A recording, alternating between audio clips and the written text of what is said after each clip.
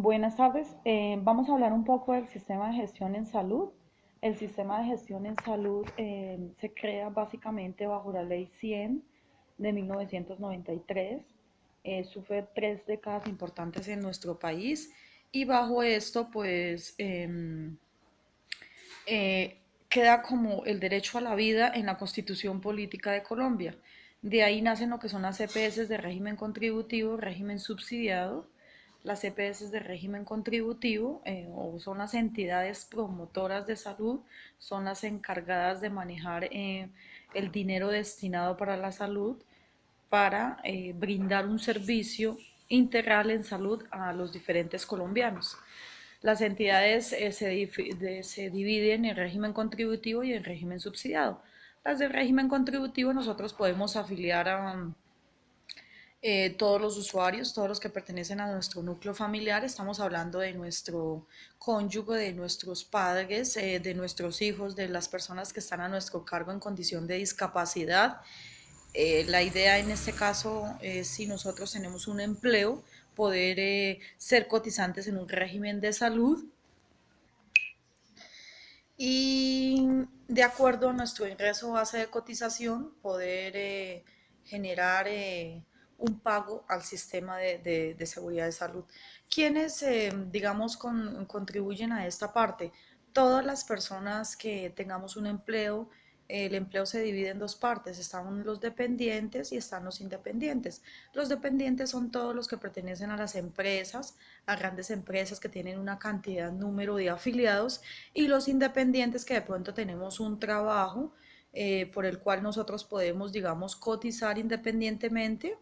Aquí vienen los famosos parafiscales. ¿Qué son los parafiscales? Los parafiscales son todos los aportes que se hacen a nivel nacional que están destinados por el gobierno a salud, pensión y riesgos profesionales. La salud, pues para tener una salud, un derecho a enfermarnos, a pasar por un médico. La pensión, a tener alguna vez la posibilidad de pensionarnos en nuestra vejez y tener un subsidio por parte del gobierno. Y los riesgos profesionales, de pronto para que nos faciliten, dado el caso de que tengamos algún accidente laboral, alguna enfermedad profesional, tener estos dineros destinados para este tipo. Esos son riesgos profesionales. El 12% está destinado, de ese 12% los empleados cancelamos el 4% y los empleadores el 12%, ellos subsidian lo demás para un total del 12% que es lo que se le cancela al sistema de gestión en salud. Como se decía anteriormente, entonces estos son los famosos parafiscales. Esto solo se deriva, los famosos parafiscales, en el régimen contributivo, que es lo que se cancela a las entidades promotoras de salud, pero de régimen netamente contributivo para que nos den un servicio. De aquí en las EPS de régimen contributivo sale las famosas cuotas de recuperación o copagos. Los copagos en la mayoría de sus casos se le generan a los beneficiarios, al cotizante en la mayoría de los casos no, pero no está exento de cancelar la cuota de recuperación. ¿Qué es la cuota de recuperación? Son unos dineros para hacer buen uso del servicio que las EPS recogen precisamente para no estar utilizando el servicio de manera adecuada. Estas cuotas de recuperación se derivan sobre todo de medicamentos no POS y procedimientos no POS y se aplican en este caso. Claro que aquí entra mucho lo que es la parte del plan obligatorio de salud. El plan obligatorio de salud es una lista grandísima que el gobierno indica que se le debe cubrir al usuario, tanto medicamentos como procedimientos, como intervenciones, especializaciones y una que otra disciplina que va a la parte investigativa, ¿sí? Como está hasta ahora en la parte investigativa. Eso es lo que dice que es el plan obligatorio de salud.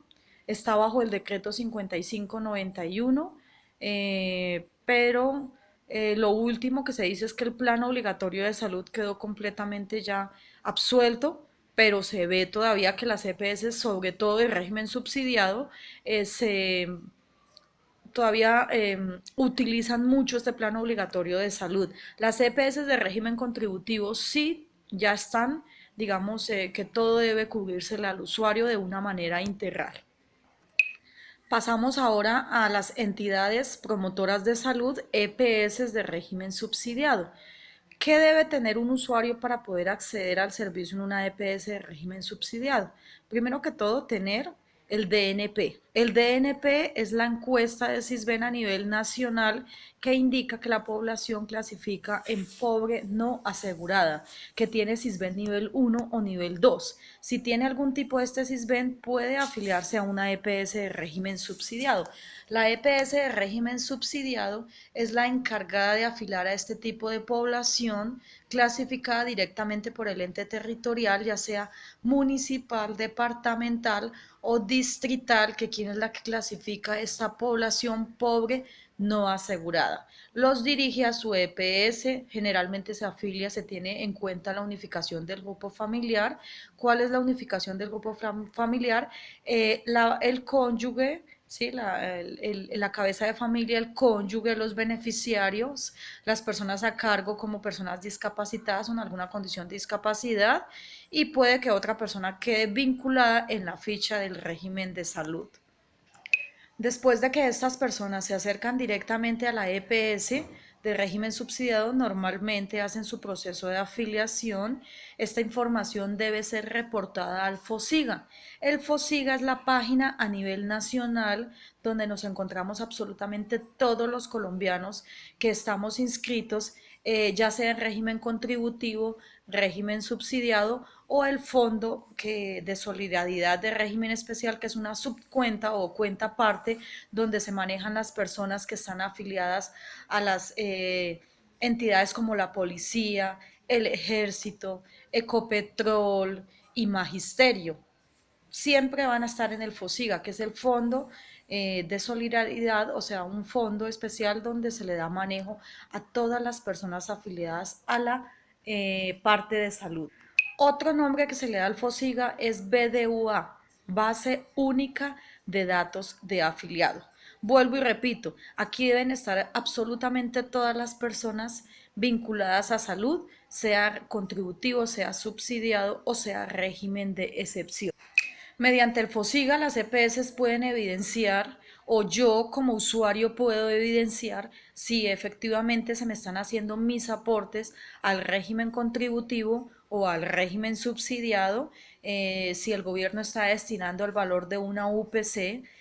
UPC es el valor de la unidad de cápita que el gobierno o el Estado destina para que me cancelen, para que yo pueda afiliarme a un régimen subsidiado. Eso es UPC, unidad de capitación. Una vez el usuario afiliado, bien sea a régimen contributivo o a régimen subsidiado, inicia a tener toda su atención en salud. Puede dirigirse a un hospital, va a tener sus citas médicas, va a tener todos sus controles con especialista, su entrega de medicamento, todo de acuerdo a las resoluciones que dicta el gobierno de lo que se le debe cubrir o lo que no se le debe cubrir. En este momento se maneja una atención integral, que es que ya no está sujeto, como se decía anteriormente, al plan obligatorio de salud, sino que debe no deberse negársele ningún derecho al usuario, con el fin de que todos esos procesos de tutela que se han venido manejando, pues estos procesos de tutela se vayan al piso y ya el volumen de pagos que hace el FOSIGA por las diferentes tutelas pues sea menos, y el sistema de pronto de salud que en este momento se maneja mejore un poquito, ya no esté en tanto colapso por tanta tutela y tantos, digamos, dineros desviados que lo que hacen es que tengamos muchísimas negativas en la parte del servicio de salud. Saliéndonos un poco de este tema, pues entonces vamos a manejar lo que son las incapacidades. Otro tema importante que se vio fue el pago de las incapacidades. ¿Quién debía? Si la EPS era la que cancelaba cuando era una enfermedad general o si era algún problema de riesgos profesionales. En este caso ya entra como directamente la empresa. Si yo soy un trabajador y dentro de la empresa tengo un accidente de trabajo, el cual me va a generar una enfermedad a largo plazo, pero el accidente fue haciendo alguna de mis labores, manejando alguno de los químicos, esto debe ser cancelado directamente, debe asumirlo la entidad de riesgos profesionales para la cual estoy afiliada. Ahora, si es algún accidente, alguna enfermedad de tipo laboral, que me dio una migraña, que sufro de estrés, que se me sea clasificada por mi entidad promotora de salud, en mi EPS, como enfermedad laboral, en este caso, parte de esta capacidad la debe cancelar mi entidad los 3 primeros días, perdón, ya se cambió, son los 2 primeros días, deben ser asumidos el pago por la entidad para la cual laboro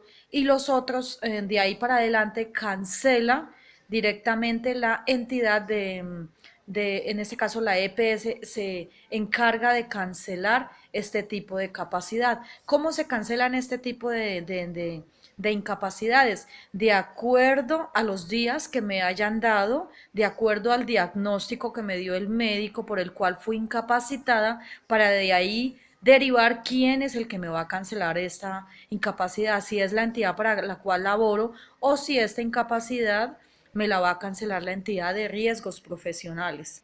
Aquí también vemos salen muchas ramas que determinan si ya es una enfermedad profesional a largo plazo que me va a generar alguna mutilación de mis partes, que me van a impedir que siga laborando normalmente, o si de pronto a largo plazo voy a tener una incapacidad por tanto tiempo, pero que voy a volver a desarrollar mis labores cotidianas en mi trabajo como normalmente lo venía haciendo.